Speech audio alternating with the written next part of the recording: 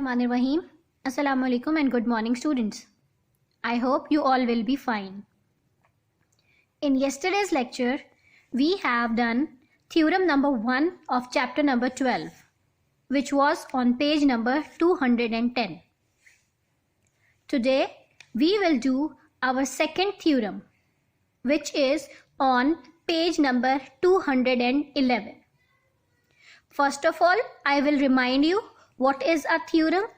A theorem is a proven fact which is proved on the basis of other proved theories.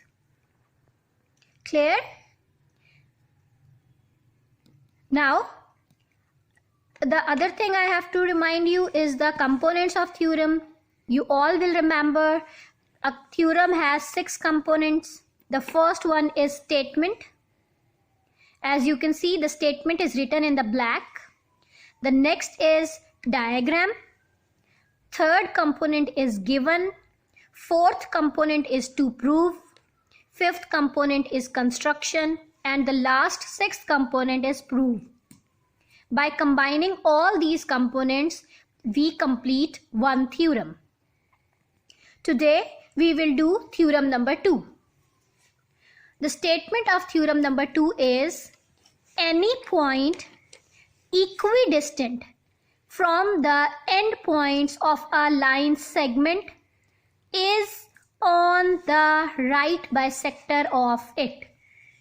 It means in this statement, the statement is any point which is equidistant from the endpoints of a line segment is on the right bisector of it. So, if you remember, I have told you in every statement of theorem there is a helping verb which is. And the statement before the helping verb is considered as given, and the statement after the helping verb is considered as to prove. It means in this statement we have given any point, we have given a point, and what is the speciality of that point is that point is equidistant from the endpoints of a line segment. Is it clear? The point is equidistant from the endpoints of a line segment, and we have to prove that this point is on the right bisector of line segment. Is it clear? You have to remember that the statement before this helping verb is considered as given, and the statement after it is considered as to prove. Is it clear? So the given is any point, and the point should be equidistant from the endpoints of a line segment. And what is to prove? We have to prove that this point is on the right bisector of line segment. Remember, what is right bisector? Right bisector of a line segment is a line which is perpendicular to the line segment, and also it makes an angle of 90 degree. Clear? I hope you have written the definition of right bisector on your notebooks. So, let's start. First of all, we will draw the diagram according to the given things. And in the given, we have two things, a point and a line segment. So, first of all, as you can see, I have drawn the line segment AB. And I also have drawn the point P. And the speciality of P is that the distance of P from A and the distance of P from B is same. So, we can see PA, measurement of PA is equal to measurement of PB. Is it clear? So, I have drawn the things. What I have drawn? I have drawn a line segment which is AB. I also have drawn a point P, and the distance of PA is congruent to PB. I hope these points are clear to you. So let's see the next heading, which is given. Given is AB is a line segment. Again, you can see AB is a line segment and P is a point such that PA is congruent to PB. These all things are given in the statement. The next heading is to prove. What we have to prove? We have to prove that this point P is on the right bisector of AB. We have to prove this.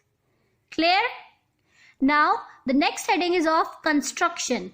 I already have told you the construction is the thing which we done by ourselves. It is not already given. Clear? So, what is the construction? Join P to C. I have to join P with this point C.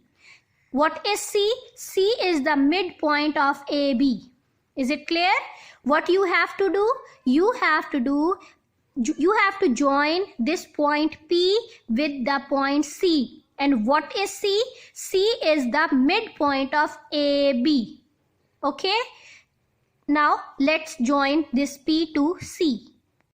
Now you can see I have joined this P with the C. And what is P? P is the point already given in the statement. And C is the midpoint of AB. I have joined this P with C. Clear? Now the last component, which is proof. For the proof, you have to draw this column. The first column will represent statements and the second column will represent reason. You have to draw this. Is it clear? Now you can see from the diagram we have two triangles. The first triangle is ACP and the second triangle is BCP. So whenever you have two triangles, you have to compare them. You can see I have written in triangle ACP corresponding to triangle BCP. It means I am taking comparison of these two triangles. Clear? If you remember, the first thing, PA is congruent to PB. This is already given. If you remember, I have written here. The distance of point P from A and B is same. So PA is congruent to PB. This reason is given. The second thing is PC is congruent to PC. As you can see, this PC is the common side of both of these triangles. So PC is congruent to PC. The reason is common. This is the common side. And the third thing is AC is congruent to BC. AC is congruent to BC. From where I have deduced it? I have deduced it from the construction, because in construction it is clearly said that C is the midpoint of AB. So when C is the midpoint, it means CA is congruent to CB. Mean these two sides are congruent. CA is congruent to CB. And the reason is C is the midpoint of AB. And from where we have deduced it? We have deduced it from the construction. Now, three things of a triangle, of two triangles are congruent. It means triangles are congruent. If you remember, I have already told you a triangle has 6 components. And from these 6 components, if any of the 3 components of two triangles are congruent, it means the two triangles are congruent. So 1, 2, 3. 3 sides of two triangles are similar or congruent. So these two triangles are congruent. So triangle ACP is congruent to triangle BCP. According to which postulate? Side, side, side. As you can see, PA is side, PC is side, AC is side. All these are 3 sides. So what is the postulate? This is SSS postulate. We have already studied in chapter number 10. Clear? Now, If these two triangles are congruent, it means their all angles will also be congruent. Angle A will be congruent to angle B, angle C will be congruent to angle C, and angle P will be congruent to angle P. Clear? Because when two triangles are congruent, their all sides and all angles are also congruent. So we have proved the sides congruent. It means three angles will also be congruent. So see the next statement. Angle ACP, this one. This angle is congruent to angle BCP. Angle ACP is congruent to angle BCP, and the reason is these are the corresponding angles of congruent triangles. That is why these two angles are congruent. But if you see these angles ACP and BCP, if you can see, these two are making a sum of 180 degree. If you remember, supplementary angles, when two angles their sum are 180, then the angles are called supplementary. So if you can see, the angle ACP and angle BCP are making a sum of 180 degree. Clear? So here we have written angle ACP plus angle BCP is 180 degree, and reason is supplementary angle.